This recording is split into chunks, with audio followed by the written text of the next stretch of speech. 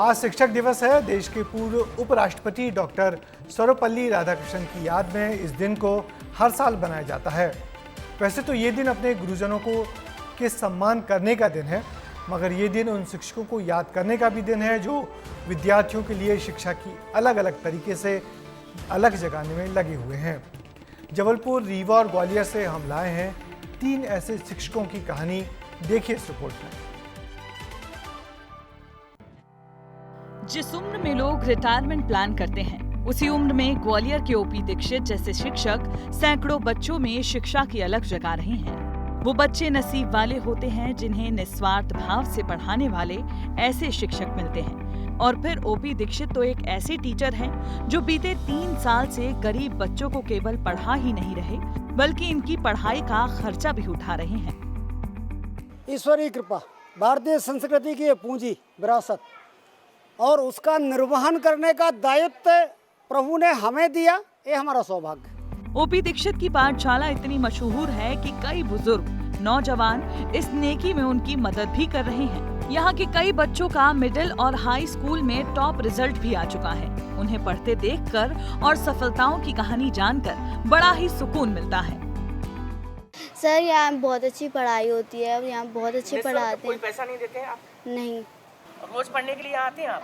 कौन पढ़ाता है आपको? दीक्षित सर।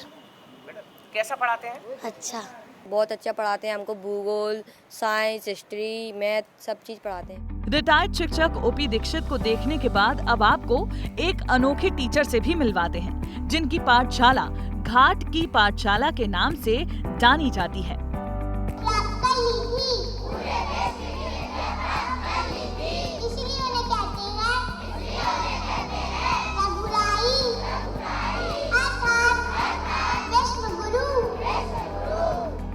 जबलपुर के नर्मदा तट के पास गौरी घाट पर पराग दीवान बच्चों को पढ़ाते हैं। रोजाना शाम 8 बजे से लेकर 10 बजे तक इनकी क्लास लगती है, जहां सैकड़ों गरीब परिवारों के बच्चे इसी घाट किनारे ज्ञान हासिल करने आते हैं। इसमें नाव चलाने वालों के बच्चे, घाट किनारे दुकान लगाने वालों के बच्चों की संख्या काफी ज्यादा है।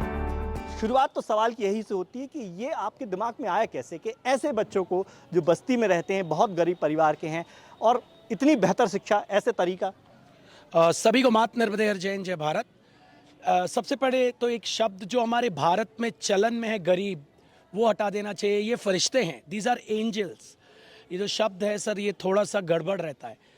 मैं इनको नहीं पढ़ाता हूँ सर, इनको नर्मदा मैया पढ़ाती हैं।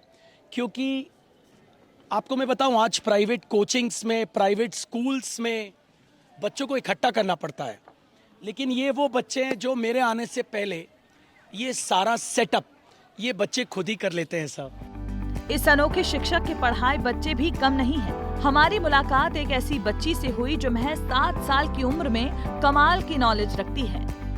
न्यूटन के लॉ पता है आपको क्या होते हैं? क्या होते हैं बताओ?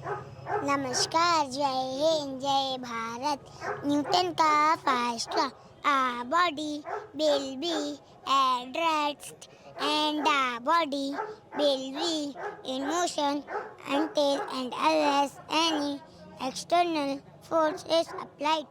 उदाहरण, जैसे कि पंखा चल रहा है और मुझे पंखे को बंद करना है तो मैं बोर्ड तक जाऊंगी और फोर्स लगा के बटन को बंद कर दूंगी तो पंखा बंद हो जाएगा। इनकी क्लास में हर उम्र के बच्चे एक साथ यूं ही बैठकर पढ़ते हैं। 4 2 6 4 1 5। ये एक 6 और आएगा बीच में, 5 के आगे। आंसर है 5 6 6 4 4। यहाँ इन बच्चों को केवल शिक्षा ही नहीं बल्कि जीवन जीने का सलीका भी सिखाया जाता है।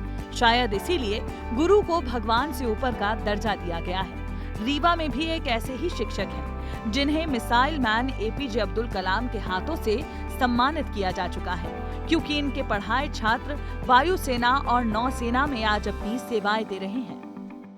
थल सेना अध्यक्ष जनरल उपेंद्र द्विवेदी और जल सेना अध्यक्ष दिनेश त्रिपाठी जी, इन दोनों को जब अपने पदों का उत्तरदायित्व ग्रहण किया तो हम लोग इतना गौरवान्वित हुए, हम लोग क्या पूरा देश इतना गौरवान्वित हुआ कि जिसकी हम कल्पना ही नहीं कर सकते। ग्वालियर, जबलपुर और रीवा के इन शिक्षकों को देखकर यही कहा जा सकता है कि वो बच्चे आज बहुत नसीब वाले होंगे जिन्हें ऐसे शिक्षकों से ज्ञान मिल रहा है। ब्यूरो रिपोर्ट, विस्तार न्यूज। जबलपुर, रीवा और ग्वालियर में शिक्षा का प्रकाश फैलाते इन शिक्षकों को हमारा सलाम है, मगर हम जानते हैं कि ये तो कुछ शिक्षकों की ही कहानी है। ऐसे हजारों शिक्षक हैं जो ऐसा काम कर रहे हैं और विद्यार्थियों को आगे बढ़ा रहे हैं। तभी तो कबीर ने कहा है कि गुरु गोविंद दो खड़े काके लागू पाए, बलिहारी गुरु आपनो जिन गोविंद दियो बताए। यानी भगवान से पहले गुरु के पैर छूना चाहिए।